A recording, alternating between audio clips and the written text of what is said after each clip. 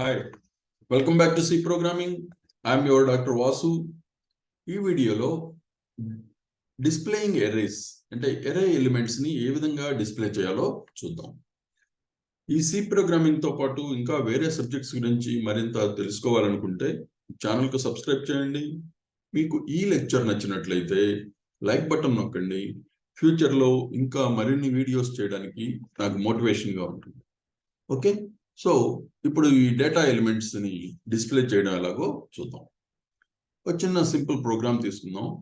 ఇందులో ఒక ఎరే ఏ అని డిక్లేర్ చేసాం.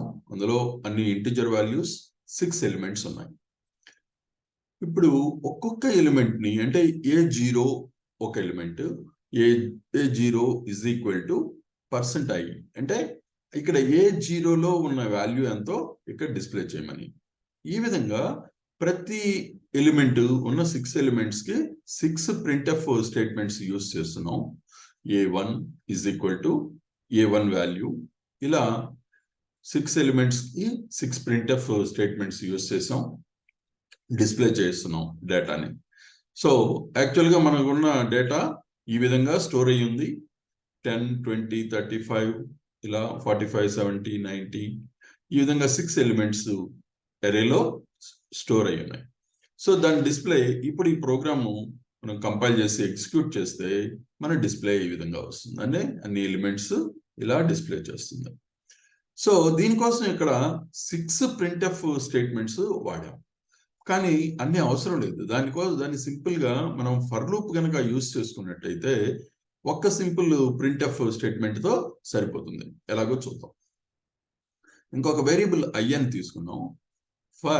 ఫర్ లూప్ లో i is equal to 0 to i less than 6 అంటే 5 వరకు, అంటే 0 to 5 అంటే 6 ఎలిమెంట్స్.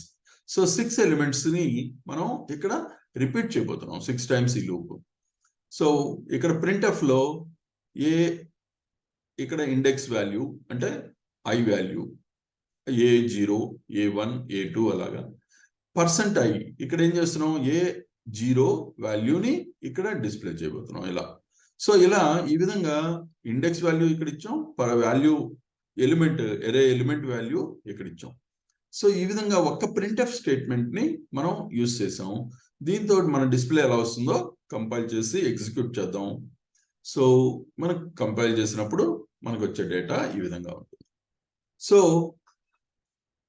ఫర్ లూప్ తో మనం ఈ విధంగా ఆటోమేట్ చేసి ఈ ఎరే ఎలిమెంట్స్ అన్నిటినీ కూడా ఈ విధంగా హ్యాండిల్ చేసుకోవచ్చు. తర్వాత సపోజ్ మనం ఒక ఎరేని ఫ్లోట్ వాల్యూస్ తీసుకున్నాం. ఇక్కడ 5 ఎలిమెంట్స్ ఉన్నాయి ఈ ఎరే ఏ అనే ఎరేలో. దానికి ఫ్లోట్ వాల్యూస్ ఇవన్నీ కూడా, వీటిని డిస్ప్లే చేయడానికి ఇక్కడ కూడా ఫర్ లూప్ వాడదాం. ఫర్ లూప్ 0 to 4 అంటే 0తో స్టార్ట్ చేయం, లెస్ దాన్ 5 అంటే 4 వరకు. సో 5 టైమ్స్ ఈ లూప్ రిపీట్ అవుతుంది. ఇక్కడ కూడా same A0 is equal to ఈ ఫ్లోట్ వాల్యూ కాబట్టి f ఇచ్చాం. 0.2 అంటే డెసిమల్ వాల్యూస్ ని 2 వాల్యూస్ వరకే కన్ఫైన్ చేస్తున్నాం. సో A0 వాల్యూ ఇనిషియల్ గా A1, A2 ఈ విధంగా వాల్యూస్ ని డిస్ప్లే చేయమని. సో కంపైల్ చేసి ఇక్కడ ఈ ప్రోగ్రాము ఈ డేటా ఎలిమెంట్స్ ఎలా స్టోర్ అయ్యి ఉన్నాయంటే ఎరేలో ఇలా ఉన్నాయి. సో 5 ఎలిమెంట్స్ 5 ఫ్లోట్ వాల్యూస్ ఈ విధంగా స్టోర్ అయి ఉన్నాయి. దీన్ని కంపైల్ చేసి ఎగ్జిక్యూట్ చేస్తే మనకి డిస్ప్లే ఈ విధంగా వస్తుంది అన్నమాట. సో ఫ్లోటింగ్ వాల్యూస్ ఎలా డిస్ప్లే చేయాలో చూసాం.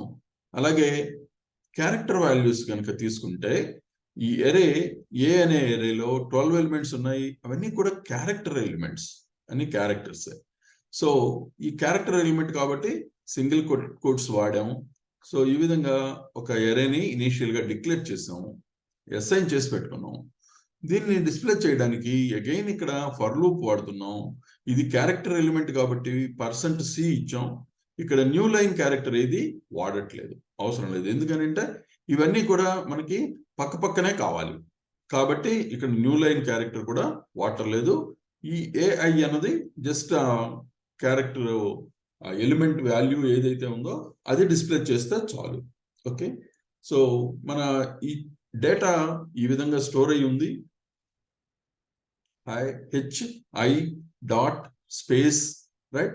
ఇక్కడ స్పేస్ కూడా ఈ విధంగా అసైన్ చేసాం. సో మళ్ళీ ఐ స్పేస్, ఐ తర్వాత స్పేస్, ఏఎం, ఈ విధంగా మనం డేటా ఎలిమెంట్స్ ని అరేకి అసైన్ చేసి ఉన్నాం. దీన్ని ఇప్పుడు డిస్ప్లే చేయడానికి ఈ ఫర్ లూప్ ద్వారా ఇలా ఈ విధంగా హాయ్ ఐఎమ్ రామ్ డైరెక్ట్ గా వచ్చేస్తుంది అనమాట. అంటే న్యూ లైన్ వాడలేదు, న్యూ లైన్ క్యారెక్టర్ వాడలేదు కాబట్టి అన్ని పక్క పక్కనే వచ్చేసాయి. సో సపోజ్ మనం ఇక్కడ డేటా ఇన్పుట్, ఇంత క్రితం మనం డేటాని అసైన్ చేసాం వాల్యూస్ ఇది ఇనిషియల్ గా, కానీ ఇక్కడ డేటాని రన్నింగ్ టైంలో మనం ఇవ్వబోతున్నాం. ప్రోగ్రామ్ ఎగ్జిక్యూషన్ టైంలోనే డేటా ఇనిషియల్ గా మనం వాల్యూస్ ఇవ్వట్లేదు, ఒక ఎరే డిక్లేర్ చేసాం అంతే. ఇంటిజర్ వాల్యూస్ ఉండాలి, 6 ఎలిమెంట్స్ ఉండాలి అని డిక్లేర్ చేసాం. ఇక్కడ ఈ ఫర్ లూప్ ద్వారా డేటా ఎలిమెంట్స్ ని మనం రీడ్ చేయబోతున్నాం. స్కాన్ ఆఫ్ యూస్ చేస్తున్నాం. ఇనిషియల్ గా ఈ 0 కాబట్టి ఏ 0లో ఈ వాల్యూని ఫస్ట్ ఎంటర్ చేసే ఎలిమెంట్ ని ఏ 0లో స్టోర్ చేయమని చెప్పాము. అలాగే నెక్స్ట్ A1, A2, A3, ఈ విధంగా ఈ వాల్యూస్ అన్ని వరుసగా స్టోర్ అవుతాయి. సో డేటా ఇన్పుట్ ఇక్కడ ఇచ్చాం. దీని డేటా డిస్ప్లేకి ఇంకో ఫర్ లూప్ యూజ్ చేస్తున్నాం. ఇక్కడ డేటా డిస్ప్లే కోసం ఈ ప్రింట్ఎఫ్ స్టేట్మెంట్ వాడాం. సో ఇక్కడ డేటా ఇనిషియల్ గా ఇవ్వలేదు కాబట్టి డేటా ఇవ్వమని అడుగుతుంది సిస్టమ్. సో A0 = ఎంత, మనం రెస్పాన్స్ బట్టి ఉంటుంది. మనం సపోజ్ 100 ఇచ్చాం. సో A1 మన రెస్పాన్స్, ఇవన్నీ కూడా మనం ఇస్తున్న రెస్పాన్సెస్. సో డేటా అంతా మనం రన్నింగ్ టైంలో ఎంటర్ చేస్తున్నాం. So A2, A3, A4, A5, ఇలా మొత్తం 6 వాల్యూస్ ని మనం ఎంటర్ చేసాం. ఇప్పుడు ఈ ఫర్ లూప్ డిస్ప్లే కోసం వాడుతున్నాం. ఇక్కడ ఈ అన్ని ఎలిమెంట్స్ వరుసగా ఈ విధంగా డిస్ప్లే చేయడం జరుగుతుంది డేటా అంతా. సో ఈ విధంగా మనం డేటా ఇన్పుట్ కూడా ఫర్ లూప్ వాడుతూ వాల్యూస్ ని, ఎరే వాల్యూస్ ని అసైన్ చేసే విధానం ఇదన్నమాట. సో ఇన్పుట్ డేటా కోసం, డిస్ప్లే డేటా కోసం ఈ విధంగా యూజ్ చేయొచ్చు. సో ఈ వీడియో మీకు బాగా నచ్చింది అనుకుంటున్నాను, అర్థమైంది అనుకుంటున్నాను. ఒకవేళ ఏదైనా డౌట్స్ ఉన్నా, కామెంట్స్ ఏమైనా ఉన్నా, సజెషన్స్ ఉన్నా కామెంట్స్ రూపంలో తెలపండి. సబ్స్క్రైబ్ చేయండి, అలర్ట్స్ వస్తాయి. Thank you.